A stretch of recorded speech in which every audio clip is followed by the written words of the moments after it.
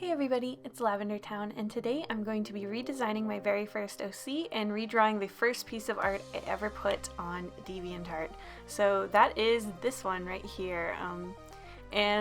Before we even get started on that, I just want to give a quick shout out to their name was Wise Jack Frost, and they said something really nice to me back then, and I just want to say to everyone to keep in mind that when people are putting up art on the internet, comments like these can mean so much to them. So if you're the type of person who does that, I just want you to know how sweet that is and how important that is to young artists. I'm really looking forward to redrawing this character because it's been so long since I've drawn her, and I used to draw her every day.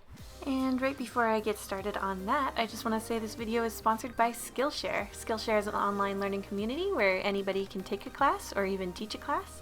Membership is as low as $10 a month, and I can actually get you guys a free trial with my code down below in the description, so if you're interested in that, please check it out. Today I'm recommending Fraser Davidson, who's an animator. He makes really clean and beautiful little animations, and animation is so hard to learn by yourself, so I find video lessons like these that are super exhaustive really helpful. Skillshare also has a mobile app, so you can watch all of the lessons you want on the go. Thank you so much for your continued support. So the first thing I'm going to do while I'm redesigning her is to actually draw her pretty much exactly as she is in her original design in my style that I have currently, because making that transition can actually be kind of difficult, and I want to make sure that I'm keeping in mind all the original design details before I go changing them.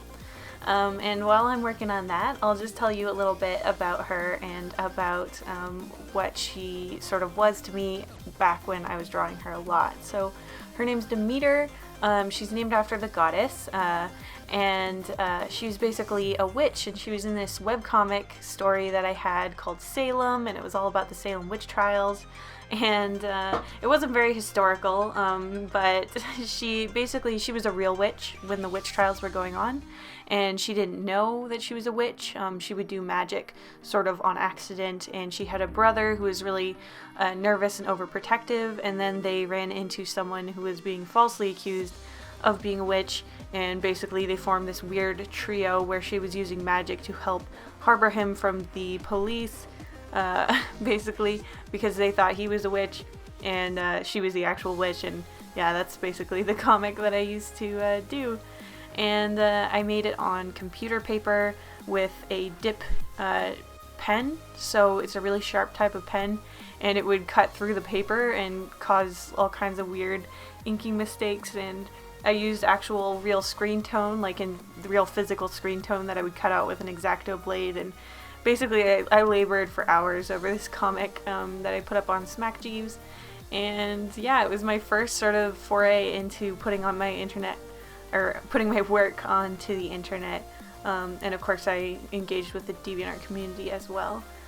But yeah, I think it's one of those things that I look back on really fondly, but I'm sure it was kind of stressful at the time.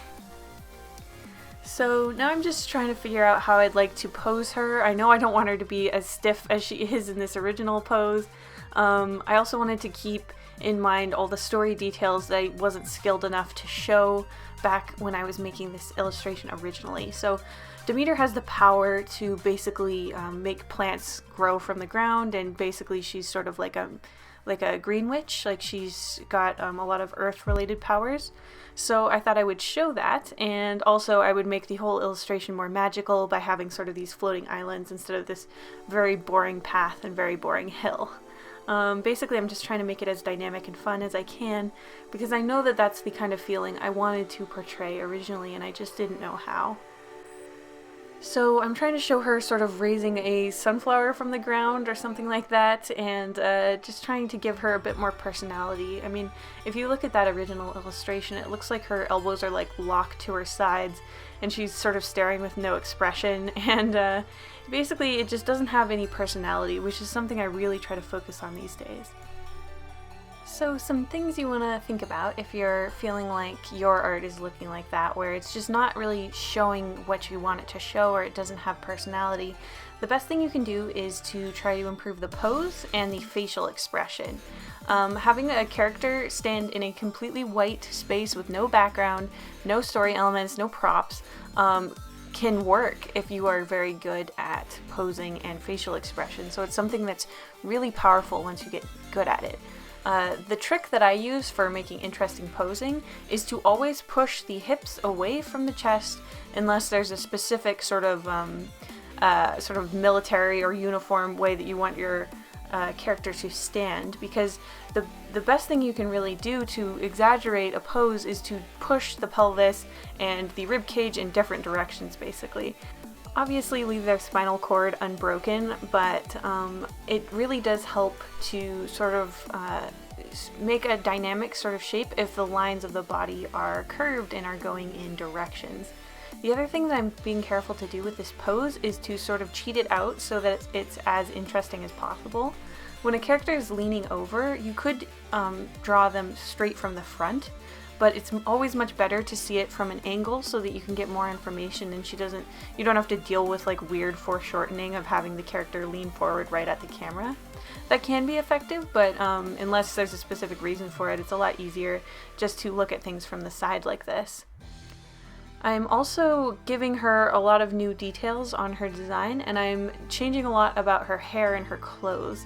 I thought her weird shaggy bob was definitely not accurate to any time period other than maybe like the early 2000s, so I thought I would give her these cute witchy braids with these huge pom-pom ends to them, and I would give her an outfit that looks a little bit more high fantasy and a little bit more of an older time period. Her original outfit is incredibly boring. I really don't like how I did it, and I don't understand what was happening with the sleeves. She looks like a weird matador or something. Like they're so fluffy and in such a weird way. So I just gave her a more generic fantasy type of sleeve, and I also gave her these super long bloomers down to her ankles because that often gives a high fantasy, old sort of vibe. I'm also trying to think about basically how I can make the inking look interesting, and I'm trying to make the grass look sort of fluffy and whimsical. I'm going to do the same with the clouds. Basically I'm just trying to create an atmosphere with everything that I do in this picture, because that's another thing I feel like I really didn't understand or even know to aspire to back when I was making the original piece. I used to hate backgrounds, and I still struggle with them, but I hate them a lot less now because I realize that you can do a lot of fun stuff with them. You can make the whole illustration look really fun, and you can enjoy it if you let yourself sort of let loose and not have to worry so much about maybe realism.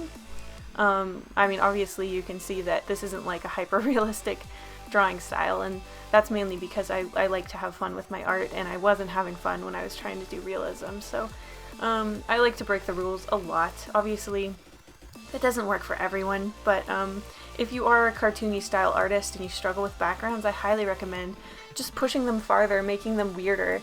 You might find that they suddenly become fun to you. The best advice I ever got about this was to treat the background like it's a character design.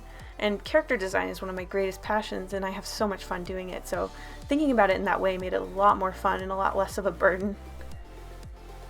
So I'm trying to stay pretty close to the original colors I was using, but I have to make some changes with her outfit. I just can't stand the beige and brown combo. It doesn't make sense with her character. So I am trying to bring in a lot more green to sort of carry this like plant witch sort of vibe on, and also to make her look good in her environment. It also balances better with her sort of reddish blonde hair. I also drew this little fairy circle around the sunflower to make it more clearly magical. Fairy circles are just rings of mushrooms that are found naturally in the world, and a lot of people used to believe, and some people still believe, that fairy circles means that there's fairies nearby, which I think is a really cute and fun superstition. I made the smoke pink, not because smoke is usually pink, of course, but because it would look good with the green. This is another one of those sort of warping things that I do sometimes, where I just pick a color because it will look good, not because it makes any sense whatsoever, and because I really push whimsy in my pieces, I can get away with that quite a bit.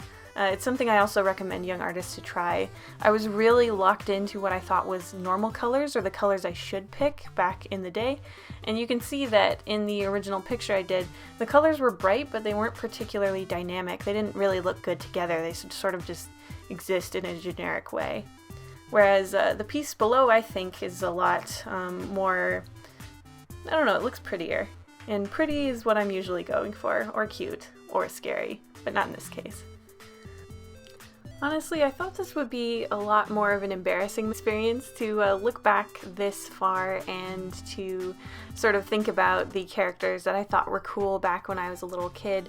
But to be honest, I actually still kind of like this character. I still like the story I was trying to write with her. I wasn't doing it very skillfully at the time, but the ideas themselves were not that bad. And I highly recommend, I've said this before, but I really believe this. You should not throw away your childhood art. You should not throw away your art from 2 months ago that you were embarrassed of, because sometimes that stuff can be helpful to you in the future, and at very least it will be nostalgic for you in the future when you're a lot better at drawing and you want to look back. You definitely don't want to have a big void where your art used to be, because it is really fun to look back on, and there's nothing embarrassing about having art struggles. I mean, we all have them. Everyone who draws has pieces they're embarrassed of and make mistakes, so there's really no shame in it. My overall redesign here, I'm pretty happy with. I think I could have done a bit more witchy stuff, but I was trying to not just draw basically another unfamiliar character. I was really trying to capture the more natural type of witch that I was sort of into back when I was younger. I was doing a lot more study of actual like witchcraft, more like what a lot of people actually practice today, and a lot of what classic witchcraft was considered way back when, rather than the sort of modern Halloween-y sense that we have of witches today. And honestly, I still love both types of witches. I think the naturalist, more subtle sort of witch is really appealing, and I also love, I love Halloween. I love everything to do with like occulty stuff. It's really, really fun, and it's such a great, it's such a great aesthetic, especially when you combine it with like pastel stuff that I'm, obviously I'm all about pastels and soft things and children's illustrations and stuff that's cute. I'm really into mixing cute and sort of spooky. It's my favorite combo. But anyway, enough rambling about that. I hope you guys enjoyed watching me redo this very old piece of art. I hope you keep your childhood art, even if it embarrasses you. It's really important. And then you can make a video like this if you want. So yeah, it's a win-win in the end. Thank you so much for watching my video, and I will see you next week. Big thank you to my patrons, including Christy Stewart, Adrian Delport, Muffins McGee, Pain Animal, Cal Pompon, Lilith Brooks, Violet Wilkes, Heart Sprinkle, Char Type, Juan Alvarez, Blah Blah Blah, Kate Meekins, Addie Visual, Den, at Liv Likes to Draw.